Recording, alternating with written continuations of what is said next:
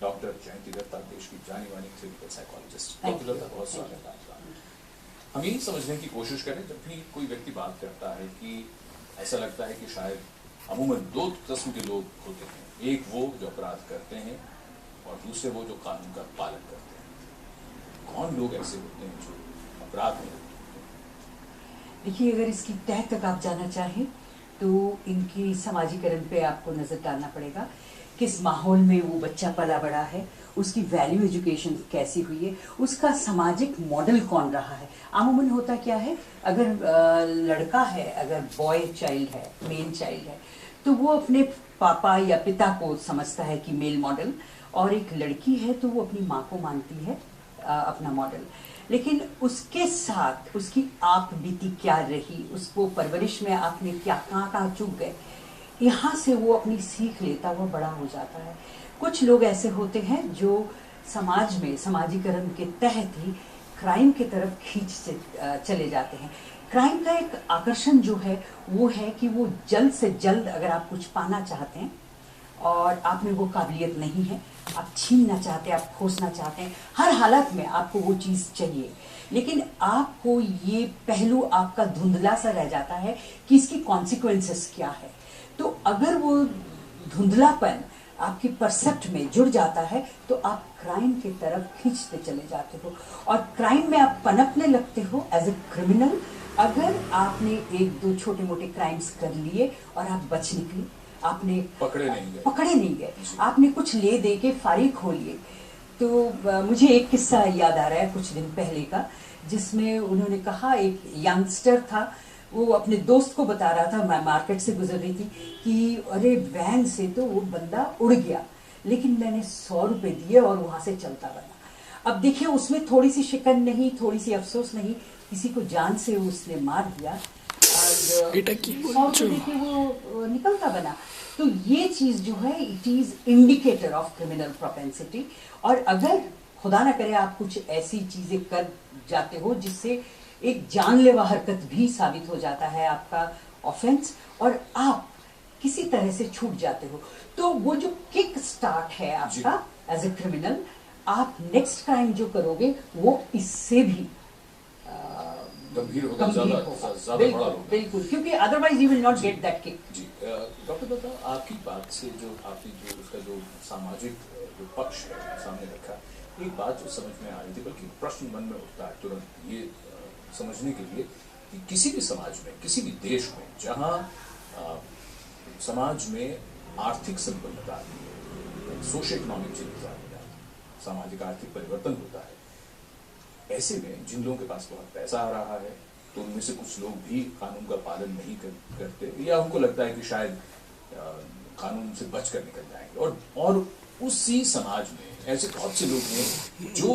उस सामाजिक आर्थिक परिवर्तन से थोड़े से बचकर रहते हैं, उसका लाभ उनको नहीं मिलता। क्या ये दोनों ही ग्रुप्स जो हैं वो वल्नरेबल हैं? बिल्कुल वल्नरेबल है, और खास करके जैसे दिल्ली की हालात है, हमारे पास काफ़ी सारे सैटेलाइट टाउन्स हैं और वहाँ से मोबिलिटी आपके लिए बहुत इजी है, आप कुछ भी करके भाग सकते हो, and you know it's very easy target. और अचानक अगर आपके पास पैसा आ जाता है तो आपका जो ध्येय है जिंदगी का वो गड़बड़ाने लगता है, आपको कुछ करने का नहीं है। मैं ऐसे क्राउड्स को जानती हूँ जहाँ वो सिर्फ रात को निकलते हैं, सारा दिन घर में बैठे रहते हैं, उनके पास पैसा है, बड़ी बड़ी गाड़ियाँ हैं, but they want some kind of a sensational enjoyment. वो इस तरह के हादसे से लिपट जाते हैं क्योंकि उनको ये सोच नहीं होती है कि इसका अगले के ऊपर क्या असर पड़ेगा। जैसे आप जिक्र कर रहे थे ये जो रेप विक्टिम थी, अगर कहीं पे वो एक सेकंड के लिए भी सोचते कि हम क्या कर रहे हैं तो शायद इसको अंजाम नहीं दे पाते, उनमें ये सोच थी ही नहीं। It is almost like an impulse.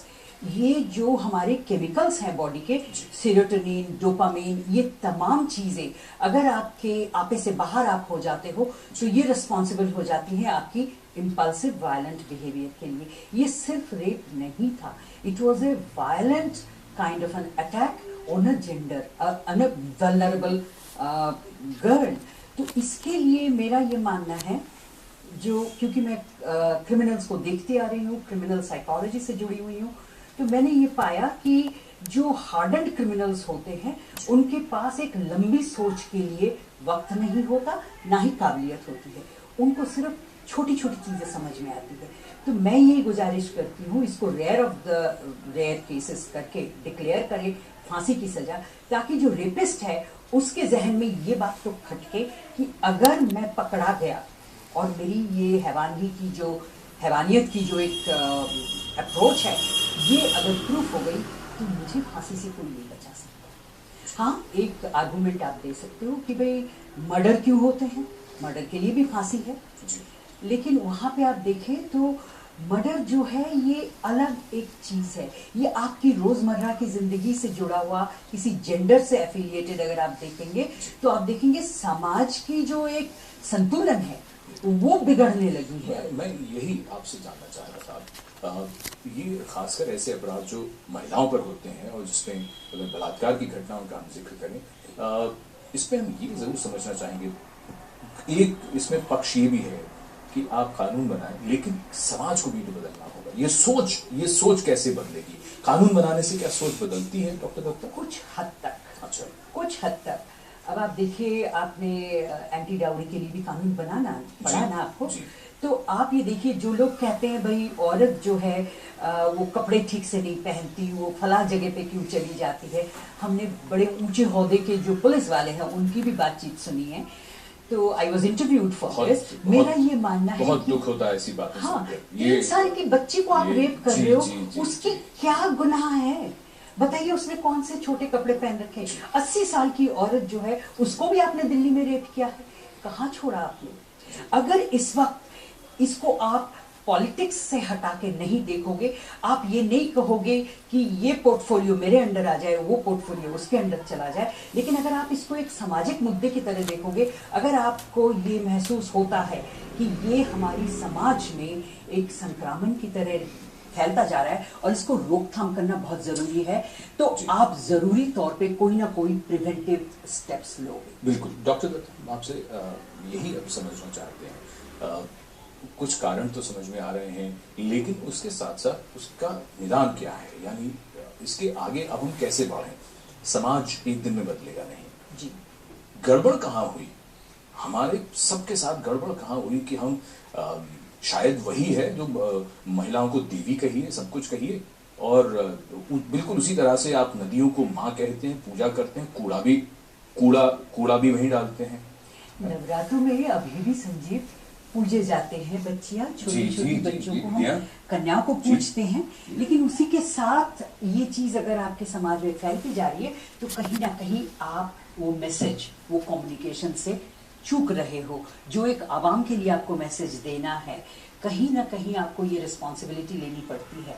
आपको वैल्यू एजुकेशन में बदलाव लानी पड़ेगी, स्कूली माहौल क्या हम पाखंड करने में, हम सब पाखंड करने में बहुत माहिर हैं। एक तरफ हम पूजा तो करेंगे, देवी कहेंगे, और व्यवहार में, आचरण में हम वही दकियानूसी और वही सारी बातें, तो ये कैसे बदलेगा सब कुछ? इस बदलाव के लिए मैं समझती हूँ, एक तो आपने कहा समाज में बदलाव की जरूरत है। हर जगह आप ये नहीं कह सकते कि एक पुलिस वाला जरूर खड़ा हो, वो आपके घर में घुस के नहीं खड़ा हो सकता।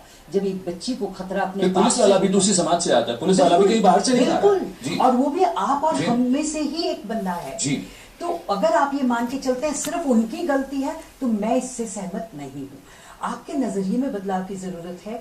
आप देखिए, जब हम अपने बचपन में झांकते हैं, मैं पली बड़ी दिल्ली की हूँ, तो वहां पे ये नहीं कहा जाता था ये उस कम्युनिटी से है।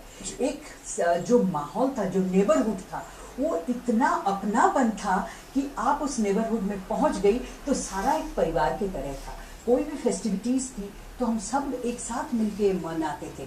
वहां पे ये डर नहीं लगता था ये मेरे देश से नहीं है, ये मेरे कौम का नहीं है।